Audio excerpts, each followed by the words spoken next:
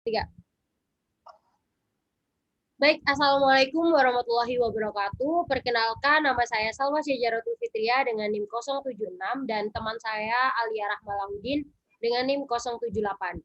Di sini saya akan menjelaskan tentang apa itu job crafting. Nah, mengenal job crafting. Pada zaman ini, pekerjaan merupakan hal yang sangat penting dalam kehidupan.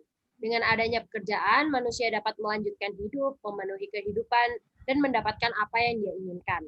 Setiap orang menginginkan pekerjaan yang menyenangkan. Dengan begitu, pekerja akan bersemangat dalam melakukan pekerjaannya. Sehingga efek yang ditimbulkan apabila pekerja menyukai pekerjaannya. Setiap pekerja baru kebanyakan akan memiliki semangat kerja yang tinggi. Sehingga performa kerja, suasana, dan mood akan sangat mudah terjaga. Namun, berbeda halnya jika pekerja tersebut telah berjalan beberapa bulan atau bertahun-tahun. Pekerja akan cenderung merasa bosan. Bosan ini wajar terjadi karena setiap rutinitas yang berulang dalam jangka waktu yang panjang selalu menimbulkan kebosanan. Dalam dunia kerja, pekerja akan tidak sadar diwajibkan untuk menyukai dan bertahan pada pekerjaan tersebut. Pekerja dituntut untuk memiliki pekerjaan yang sesuai dengan apa yang dia inginkan. Agar pekerja tidak mengalami kebosanan, pekerja akan dapat menerapkan job crafting. Nah, job crafting adalah bagaimana cara pekerja untuk mendesain ulang pekerjaannya dengan dan atau tanpa keterlibatan manajemen untuk menyesuaikan tuntutan perusahaan dan kemampuan mereka pribadi. Kebanyakan job crafting ini dilakukan atas inisiatif mereka sendiri, menurut James Baker dan Dex tahun 2012. Mengingat pentingnya job crafting ini pada dunia pekerjaan, maka sebagai calon pekerja yang berada di dunia psikologi perlu adanya pengetahuan tentang apa itu job crafting dan bagaimana cara penerapan serta skala menghitung job crafting ini sendiri. Next. Istilah job crafting atau kerajinan kerja diciptakan oleh Brzezinski dan Dutton pada tahun 2001. Ide pembuatan pekerjaan sudah disebutkan lebih dari 20 tahun yang lalu oleh Kulik, Oldham, dan Heckman. Nah, sebenarnya job crafting merupakan usaha seseorang mendesain ulang pekerjaannya untuk menemukan dan mengembangkan kemampuan sesuai dengan apa yang diinginkan pekerja tersebut dengan menyesuaikan apa yang dia miliki dan apa yang dibutuhkan oleh perusahaan.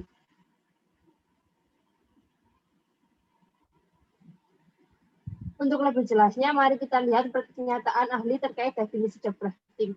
Yang pertama, menurut Brzezinski dan Dutton 2001, lihat juga Berg and Dutton 2008. Job crafting merupakan upaya perubahan perilaku yang berasal dari diri sendiri dengan tujuan untuk menyelaraskan pekerjaan dengan preferensi, motif, dan hasrat yang mereka inginkan. Kedua, menurut tim Baker and Dance 2012, job crafting adalah sebuah keahlian karyawan yang mampu mendesain ulang pekerjaan yang mereka dapat dan terbentuknya sebuah inisiatif sendiri, dengan atau tanpa adanya keterlibatan manajemen untuk menyeimbangkan tuntutan sumber daya pekerjaan dengan kemampuan pribadi ataupun kebutuhan mereka. Ketiga, menurut Brzezinski dan Dutton 2001, job crafting dapat diartikan dengan berbagai bentuk. Yang pertama, perubahan pada tugas. Yang kedua, perubahan pada hubungan kerja. Dan yang ketiga, perubahan pada bentuk kognisi dengan tujuan untuk mengingatkan makna pekerjaan mereka. Perubahan ini perlu ada karena pekerjaan diharapkan untuk menyesuaikan arah dan lebih sejalan dengan spesifikasi karyawan. Nah, perlu diketahui juga bahwa job crafting ini bukan merupakan perubahan secara keseluruhan dari semua pekerjaan. Namun pekerja hanya perlu mengubah aspek-aspek dari pekerjaan dalam batas-batas spesifik. Menurut Berg dan Dutton 2008, perubahan yang dimaksud adalah perubahan yang mengarah pada pencapaian tujuan kerja atau jangka pendek yang signifikan namun masih sesuai dengan batasan-batasannya sehingga dapat berpengaruh lebih ke pekerjaan pada jangka panjang. Karakteristik utama pada job crafting adalah pekerjaan mendesain ulang pekerjaannya dengan inisiatifnya mereka sendiri. Ini yang membedakan job crafting dengan peningkatan pada pekerja lainnya. Nah, yang kedua, kita akan membahas tentang dimensi job crafting. Secara konseptual, job crafting dapat terdiri dari 3 dimensi yang berbeda. Yang pertama dari Salanova, Agus, dan Peiro 2005, Santopulo, Becker, Dormet, Roti, dan Scauvelli 2009. Peningkatan sumber daya pekerja ini dapat mendorong keterlibatan kerja dan pada gilirannya mengarah pada hasil organisasi yang positif. Selain itu, dimensi pertama ini dapat mengurangi efek negatif serta pekerja lebih ke arah keterlibatan kerja tingkat tinggi ketika tuntutan kerja juga tinggi. Becker dan Demerotti 2007, Hanaken dan Roth 2010. Dengan adanya peningkatan sumber daya, pekerja ini diharapkan pekerjaan dapat merasa dihargai dalam hal keterlibatan dan kepuasan kerja. Yang kedua yaitu peningkatan tuntutan pekerjaan yang menantang. Yang dimaksud di sini adalah ketika pekerja merasa pekerjaannya kurang menantang, maka timbullah rasa bosan dan ketidakpuasan kerja. Karena itu, penting adanya peningkatan tuntutan pekerjaan atau peningkatan tantangan pada pekerjaan. Peningkatan ini akan menghasilkan pengembangan pengetahuan dan keterampilan mereka, sehingga pencapaian dalam dunia kerja mereka akan meningkat. Levin, Potsakov, dan Levin 2005. Sebuah meta-analisis terbaru oleh Chartfork dan kawan-kawan pada tahun 2010 menemukan bahwa tuntutan pekerjaan yang menantang secara positif berhubungan dengan keterlibatan kerja meskipun juga dapat dinilai sebagai stres. Membuat lebih banyak tantangan di tempat kerja mungkin merupakan cara penting untuk meningkatkan pertumbuhan pribadi dan kepuasan dengan pekerjaannya. Berg dan kawan-kawan 2008. Dimensi ketiga yaitu job crafting kita dapat mengurangi tuntutan pekerjaan yang menghambat. Yang dimaksud di sini adalah karyawan mungkin secara proaktif menurunkan tuntutan pekerjaannya dengan tujuan meningkatkan beban. Dengan tingkat tuntutan kerja yang tinggi namun sumber daya pekerja yang rendah akan menghasilkan efek yang negatif pada kesehatan dengan contoh yang paling mudah yaitu kelelahan. Becker, Demerotti, dan Euema 2005, Scauvelli, Becker, dan Van Renen 2009. Dan dengan resiko tersebut akan menimbulkan permasalahan baru pada pekerjaan seperti mengganti personel sehingga dengan adanya penurunan tuntutan pekerjaan ini diharapkan pekerja akan lebih menyesuaikan tuntutan pekerjaan dengan sumber daya pekerjanya. Lalu ada faktor-faktor yang mempengaruhi. Banyak faktor yang mempengaruhi adanya job crafting ini seperti tuntutan pekerjaan, kepuasan kerja, tuntutan kebutuhan, dan masih banyak lagi faktor yang mempengaruhi adanya job crafting ini. Faktor utama sebenarnya datang dari diri sendiri, di mana pekerja harus menyesuaikan diri dengan pekerjaannya. Tidak sesuai diri dengan pekerjaan yang di sini, khususnya pada tingkat tuntutan kerja dan kepuasan kerja akan mempengaruhi performa pekerja sehingga pada titik ini pekerja dapat menerapkan job crafting. Dengan adanya motivasi untuk menyesuaikan diri dengan pekerjaan ini akan meningkatkan kepuasan kerja, mengembangkan pengetahuan serta keterampilan mereka untuk mencapai lebih banyak perubahan sesuai dengan tujuan pekerjaan. Levin, Potsakov, dan Levin 2005. Yang kedua adalah tuntutan kebutuhan. Manusia tentu saja memiliki kebutuhan mendasar yang harus dipenuhi seperti sandang, pangan, dan papan. Ketika seseorang tidak memenuhi kebutuhannya, mereka akan kesulitan menjalani kehidupan. Oleh karena itu, penyesuaian dengan job crafting ini juga dapat dilakukan untuk menjadikan seorang pekerja menjadi nyaman dalam melakukan pekerjaan guna memenuhi kebutuhan. Pemenuhan kebutuhan ini berhubungan dengan perilaku proaktif pada setiap individu. Perilaku proaktif ini didefinisikan sebagai pengambilan keputusan yang dilakukan individu guna mempersiapkan sebelum situasi masa depan, mengambil alih dan menyebabkan perubahan yang tidak diinginkan. Parker and Collins 2010. Misalnya, inisiatif individu dalam pendekatan aktif dan mandiri untuk melampaui apa yang secara umum dibutuhkan dalam suatu pekerjaan. Price, Kring, Sauce, and Zempel 1996, halaman 38. Guna mempersiapkan keadaan dalam hal ini adalah apabila capaian kerja tinggi, maka dapat mempersiapkan situasi atau kebutuhan seseorang. Mempertahankan suatu pekerjaan juga dapat menjadi faktor yang menjadikan seseorang harus melakukan job crafting. Pada faktor ini, perubahan yang terjadi bisa melalui peningkatan atau justru penurunan tuntutan kerja. Seseorang yang memiliki performa atau sumber daya rendah dapat menjadi faktor ancaman terhadap status pekerjaannya. Seseorang dengan sumber daya rendah dan dipertemukan dengan tuntutan pekerja yang tinggi akan menimbulkan efek yang negatif bagi tubuh. Becker, Demerauti, dan EUM 2005. Cauvali, Becker, dan Van Renen 2009. Pekerjaannya sehingga dapat menjadi faktor ancaman yaitu pergantian personal dalam sebuah perusahaan. Kulik dan kawan-kawan 1987. Job crafting ternyata dapat diukur dengan menggunakan skala. Salah satu skala yang digunakan adalah skala Likert. Skala Likert adalah suatu skala psikometrik yang umum digunakan dalam angket dan merupakan skala yang paling banyak digunakan dalam riset berupa survei. Nama skala ini diambil dari nama Regis Likert yang menerbitkan suatu laporan yang menjelaskan penggunaannya. Skala versi Itali oleh Timms dan kolega ini disusun oleh Semciotti et al., yaitu sebuah adaptasi Hoek dengan konteks sosial sukarela. Alat ini terdiri dari 15 item yang mengukur 3 dimensi berikut, masing-masing 5 item.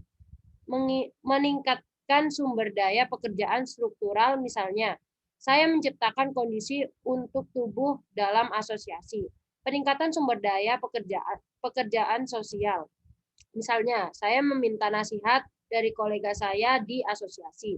Meningkatnya tuntutan pekerja yang menantang. Misalnya, ketika tidak ada aktivitas yang sangat menuntut saya mengambil kesempatan untuk mengusulkan inisiatif atau proyek baru. Untuk memeriksa kebaikan struktur faktorial, dilakukan konfirmasi analisis faktorial untuk setiap instrumen. Model diadaptasi dengan estimasi kemungkinan maksimum dengan kesalahan standar yang signifikan. Kebaikan adaptasi dievaluasi bersama-sama dengan mempertimbangkan indeks dari jenis yang berbeda. Indeks yang dimaksud dikaitkan dengan klasik, root mean square error of approximation, RMSEA. Indeks kecocokan komparatif, indeks kecocokan non-normed, indeks kecocokan komparatif, dan root mean square reduction, SRMR. Standar meningkat ambang akseptabilitas dijelaskan dalam Hopper et al. Adaptasi yang memadai diberikan oleh indeks RMSEA di bawah 0,07. Indeks kecocokan kooperatif dan indeks kecocokan non-normed minimal 0,95. Dan indeks SRMR lebih rendah dari 0,08. Untuk menentukan sampel dengan mengacu pada variabel psikologis yang mempertimbangkan skor total skala yang membentuk setiap instrumen dihitung untuk setiap mata pelajaran. Perhitungan dilakukan dengan mempertimbangkan rata-rata jawaban yang diperoleh, meningkatkan kalibrasi standar referensi untuk konteks Italia, tidak tersedia untuk kuesioner yang digunakan. Untuk mengevaluasi nilai dan sampel yang dipermasalahkan untuk setiap instruksi dan dimensi relatif yang dipertimbangkan, kami memutuskan untuk menggunakan kisaran yang dijelaskan sebelumnya dari skala respon Likert 5 langkah sebagai kriteria referensi untuk mempertimbangkan skor di bawah menengah skala, yaitu 3, serendah, dan yang di atas tinggi. Next. Nah, berikut ada contoh kasus yang berhubungan dengan job crafting. Yang pertama yaitu ditemukan bahwa peningkatan job crafting ini juga berpengaruh dalam berbagai hal yang tidak menutup kemungkinan berhubungan dengan dunia kesehatan pada jurnal yang Sata temukan dengan judul Motivation to Donate Job Crafting and Organization Citizenship Behavior in Blood Collection Volunteers in Non-Profit Organization. Ini meneliti hubungan antara job crafting dengan motivasi donor darah yang di sini diketahui bahwa ternyata ada hubungan antara job crafting dengan motivasi donor darah. Selain faktor motivasi yang sudah banyak dipelajari dalam donor darah, penelitian ini juga telah menyoroti kemanfaatan dan kesempatan untuk juga mempertimbangkan dampak komitmen organisasi terhadap kegiatan jenis asosiasi nirlaba tersebut. Hal ini sangat penting untuk negara-negara seperti Italia, di mana pengumpulan barang-barang esensial tersebut bergantung hampir secara eksklusif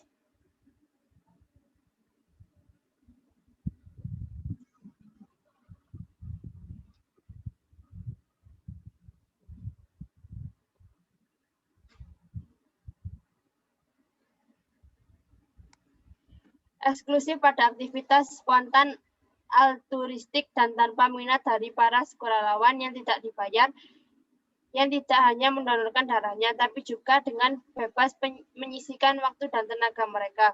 Untuk pengumpulan, pemrosesan, dan distribusinya ini memang salah satu aset psikologis yang berharga tetapi tidak terwujud dari asosiasi yang terbukti menjadi sangat penting dalam periode krisis. Negara mana seperti Yunani dan Italia telah hidup di tahun-tahun awal abad ini. Sudah saatnya negara berjuang untuk memenuhi kebutuhan warganya dan mengharuskan keterlibatan sektor sukarela tidak hanya untuk mendorong pemberian dalam hal ini darah, tetapi juga secara umum berkumpul dan kolaborasi sukarela di antara mereka. Jurnal kedua yaitu pada jurnal kedua ini Development and Validation of the Job Crafting Skill terhadap pernyataan bahwa hasil studi 1 memberikan dukungan konseptual untuk hipotesis dimensi job crafting, tetapi secara bersamaan menunjukkan bahwa akan lebih baik menggunakan 4 dimensi. Replikasi struktur faktor ini terpenting untuk dilakukan pada sampel independen lain untuk mengesampingkan bahwa struktur 4 faktor tersebut disebabkan oleh spesifitas. Karakteristik sampel saat ini dan dari studi 2 adalah untuk memvalidasi silang struktur faktor JJS dan kemudian menguji validatis conversion-nya. Dengan menyediakan skala yang umum, andal dan valid untuk mengukur pekerjaannya, kerajinan kami berharap dapat merangsang dan mendorong peneliti lain di FI bidang untuk terlibat dalam penelitian kerajinan kerja. Desain pekerjaan dapat dibuat hingga sempurna, PI semua keterampilan motif, dan preferensi untuk karyawan. Banyak peneliti telah menunjukkan bahwa tuntutan pekerjaan dan sumber daya pekerjaan yang tinggi mengarah pada pekerjaan menantang yang dinikmati karyawan. Namun beberapa penelitian meneliti bagaimana karyawan sendiri masuk FI mengaruhi karakteristik pekerjaan ini. Dengan lebih memfokuskan pada peran aktif karyawan dalam membentuk pekerjaan mereka, kami memperoleh lebih banyak wawasan tentang interaksi antara situasi kerja dan karyawan dalam menentukan konten pekerjaan.